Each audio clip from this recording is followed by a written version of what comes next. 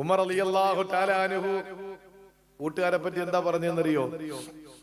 കൂട്ടുകാരെ പറ്റി പറഞ്ഞത്, കൂട്ടുകാര് 3 സൈസ് ഉണ്ട്. ഒന്ന് ഭക്ഷണത്തിന്റെ സ്ഥാനത്താണ്. നമുക്ക് ഭക്ഷണം ഇല്ലാതെ പറ്റുമോ? നമുക്ക് ഭക്ഷണം ഇല്ലാതെ ഒരു കാരണവശാലും നമുക്ക് ജീവിക്കാൻ പറ്റില്ല. ചില കൂട്ടുകാരങ്ങനെയാണ്, അവരില്ലാതെ ഒരിക്കലും നമുക്ക് പറ്റില്ല. ആ കൂട്ടുകാര് ഭക്ഷണത്തിന്റെ സ്ഥാനത്താണ്. അവരില്ലാതെ നമുക്ക് ജീവിക്കാൻ സാധ്യമല്ല. അങ്ങനത്തെ കൂട്ടുകാരെ അള്ളാഹു നമുക്ക് നൽകട്ടെ. അങ്ങനത്തെ കൂട്ടുകാരെ അള്ളാഹു നൽകട്ടെ.